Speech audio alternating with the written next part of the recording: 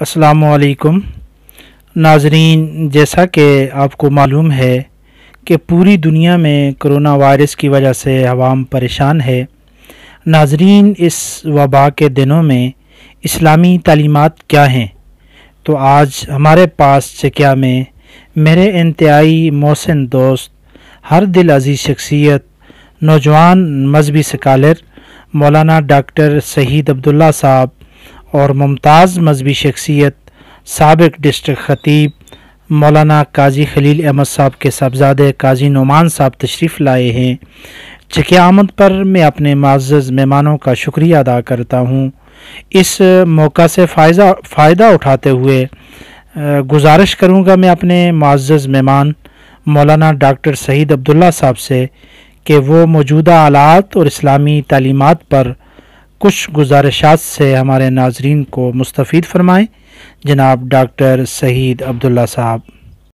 रहीम अल्हम्दुलिल्लाहि रब्बिल आलमीन वस्सलातु वस्सलामु अला रसूलिही मुहम्मदिन व आलिही व अस्हाबिही अजमईन, अम्मा बाद।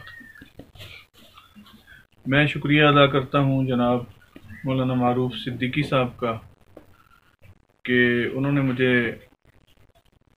MS मीडिया के हवाले से चंद गुजारिशात पेश करने का मौका फराहम किया। आज हम यहाँ चकिया में उनकी अयादत के सिलसिले में हाज़िर हुए थे, जो कि काफ़ी अरसे से ऑपरेशन के बाद साहिब फ़िराश हैं। अल्हम्दुलिल्लाह रूह बसेहत हैं। अल्लाह ताला इनको सेहत कामिला अता फ़रमाए और अल्लाह ताला इन समेत तमाम बीमारों को शिफ़ाए कामिला आजिला मुस्तमिर्रा अता फ़रमाए और रूहानी और जिस्मानी अमराज से अल्लाह ताला महफूज फ़रमाए। मौजूदा सूरत हाल नाजरीन जैसा कि आपके सामने है, इस वक्त पूरी इंसानियत और आलमी सतह पर कोरोना वायरस के हवाले से एक बहरान चल रहा है। शदीद ज़हनी इज़्तिराब की कैफियत है और हर तरफ लॉकडाउन, दुनिया के बाज़ ममालिक के अंदर कर्फ्यू की सूरत हाल है। अवामुन्नास परेशान हैं, हुकूमतें परेशान हैं, सल्तनतें सरगर्दां हैं और समझ नहीं आ रही कि इस वायरस से कैसे निपटा जाए। अल्हम्दुलिल्लाह काफ़ी हद तक इसकी शिद्दत में कमी वाक़या हो गई है। एहतियाती तदाबीर की वजह से, परहेज़ की वजह से और इसी तरह मुख्तलिफ़ इलाक़ों में लॉकडाउन की वजह से, और इंशाअल्लाहुल अज़ीज़ अल्लाह की रहमत से उम्मीद है कि अल्लाह सुब्हानहू व तआला जल्द ही पूरी इंसानियत को इस बहरान से ज़रूर निजात दिलाएंगे। मुझसे ये कहा गया कि आप हालात हाज़िरा के तनाज़ुर में कुछ दो चार बातें कर लें। इसमें जनाब रसूलुल्लाह सल्लल्लाहु ताला अलैहि वसल्लम के दौर में भी और दौर सहाबा में भी और बाद के जो हालात मिलते हैं उनमें भी मुख्तलिफ़ मौक़े पर इस तरह की वबाएँ आईं। आप सल्लल्लाहु अलैहि वसल्लम, सहाबा और दीगर ताबईन, तबा ताबईन, उनका तर्ज़ अमल भी हमारे सामने है और वो तमाम तालीमात हुज़ूर अक़दस सल्लल्लाहु ताला अलैहि वसल्लम की सुन्नत में और सहाबा किराम के आसार में किताबों के अंदर मौजूद हैं और तारीख़ का हिस्सा हैं। हज़रत सल्लल्लाहु ताला अलैहि वसल्लम ने वबाओं के सिलसिले में इरशाद फरमाया कि किसी जगह पर अगर ताउन की बीमारी फैली हो तो वहाँ किसी भी आदमी को चाहिए कि वो न जाए, और अगर जिस जगह पर वो है वहाँ कोई बीमारी फैली हो तो वो वहाँ से बाहर न निकले।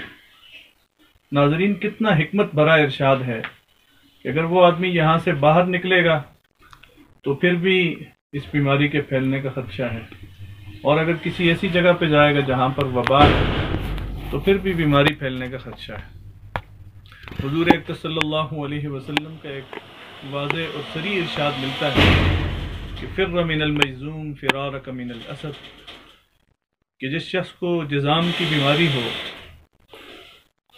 उसको चाहिए कि वो मजज़ूम से, जुज़ाम की बीमारी वाले से यूं भागे जैसे कोई शख्स शेर से भागता है। इसी तरीके से एक और मौके पर आप सल्लल्लाहु ताला अलैहि वसल्लम के पास एक वक्त आया और उस वक्त के अंदर एक शख्स को जुज़ाम की बीमारी थी تو آپ صلی اللہ تعالی علیہ وسلم نے اس سے دور سے ہی بیعت فرمائی اور فرمایا کہ تمہاری بیعت ہو گئی، اس سے ہاتھ نہیں ملایا۔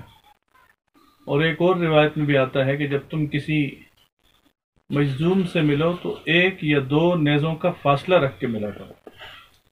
یہ مختلف ارشادات ہیں احادیث کے ذخیرے کے اندر جو ہمیں اس بات کا درس دیتے ہیں کہ ہمیں اس قسم کی وباؤں میں احتیاطی تدابیر کو اپنانا چاہیے۔ جس طریقے سے ہمارے اکابرین نے بھی کہا، ہمارے بزرگوں نے بھی کہا کہ یہ تمام احتیاطی تدابیر شریعت کے عین مطابق ہیں۔ WHO سے جتنی بھی احتیاطی تدابیر سامنے آئی ہیں اور جتنی بھی احتیاطیں اور پرہیز بیان کیا جا رہا ہے وہ سب سنت کے عین مطابق، اور ان سب کا ماخذ اور ان سب کا جو اصل مقام ہے وہ سنت رسول صلی اللہ علیہ وسلم۔ لیکن ہم مسلمانوں نے ان چیزوں کو فراموش کر دیا ہے اور ہمیں سنت کی اور حضور اکرم صلی اللہ علیہ وسلم کے طریقے کی قدر نہیں ہے۔ تو بہرکیف ناظرین، ان حالات میں ہمیں احتیاطی تدابیر کو بھی اپنانا چاہیے۔ رمضان المبارک کا مہینہ آ رہا ہے اور ان وباؤں کے اسباب پہ بھی غور کرنا چاہیے۔ حدیث کے مطابق جب کسی جگہ پر بہت زیادہ ظلم ہو رہا ہو، جب کسی مقام پر بہت زیادہ فحاشی، عریانی اور بے حیائی کا تسلسل ہو، تو پھر اللہ تبارک و تعالیٰ کی ناراضگی جنم لیتی ہے، اور اللہ تبارک و تعالیٰ کی جب ناراضگی آ جائے تو پھر مختلف قسم کی بیماریاں آتی ہیں، وبائیں آتی ہیں، تکالیف آتی ہیں، اور ایسے موذی امراض کا سامنا کرنا پڑتا ہے۔ جیسے قرآن حکیم میں اللہ تعالیٰ نے ارشاد فرمایا ما اصاب من مصیبت فبما کسبت ایدیکم، کہ تمہیں جب بھی کوئی مصیبت پہنچتی ہے تو تمہارے اپنے ہاتھوں کی کمائی کی بدولت پہنچتی ہے۔ تو اس لحاظ سے ہمیں ان تمام باتوں کو سامنے رکھتے ہوئے اللہ تبارک و تعالیٰ کی طرف رجوع بھی کرنا چاہیے کہ اللہ کی ناراضگی ختم ہو تو تب یہ ساری چیزیں جو ہیں وہ ختم ہوں گی۔ آج ہم احتیاطی تدابیر کی طرف اگر توجہ دیں گے اور اللہ کی ناراضگی کو جو اصل سبب ہے ان وباؤں اور امراض کے آنے کا اس کو فراموش کر دیں گے تو ناظرین یہ ہماری خام خیالی ہوگی۔ سب سے پہلے ہمیں اللہ سبحانہ و تعالیٰ کو منانا ہوگا، اللہ کی طرف رجوع کرنا ہوگا، اللہ کی طرف استغفار کرنا ہوگا۔ قرآن حکیم میں آتا ہے وَمَا كَانَ اللَّهُ مُعَذِّبَهُمْ وَهُمْ يَسْتَغْفِرُونَ، کہ جب تک کوئی قوم استغفار کرتی رہے اللہ تعالیٰ اس پر عذاب نازل نہیں فرماتے، اور جب کوئی قوم استغفار چھوڑ دے، اللہ سے معافی مانگنا چھوڑ دے، توبہ کرنا چھوڑ دے، اپنے گناہوں کو جو اللہ تبارک و تعالیٰ کی نافرمانی میں کیے گئے ہوں ان تمام گناہوں کو فراموش کر دے جب تک کوئی قوم، تو پھر اللہ تبارک و تعالیٰ کا عذاب آیا کرتا ہے۔ اس لحاظ سے میرے دوستو بزرگوں، رمضان المبارک کا بابرکت مہینہ بھی قریب آ رہا ہے، بالکل رمضان ہمارے سر پہ ہے، 2-3 روز باقی ہیں۔ ہمیں اللہ کی طرف رجوع کرنا چاہیے اور اپنے تمام گناہوں سے معافی مانگنی چاہیے۔ رمضان المبارک میں تو اللہ تبارک و تعالی تمام گناہ گاروں کے گناہوں کو معاف فرماتے ہیں۔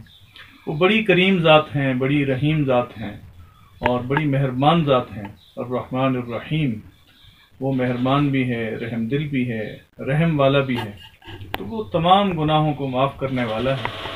اس وجہ سے اگر ہم تمام گناہوں سے معافی مانگیں گے تو انشاءاللہ العزیز یہ وبا بھی بہت جلد ختم ہو جائے گی اور اس دنیا کے اندر امن ہو جائے گا، اس دنیا کے حالات بہتر ہو جائیں گے۔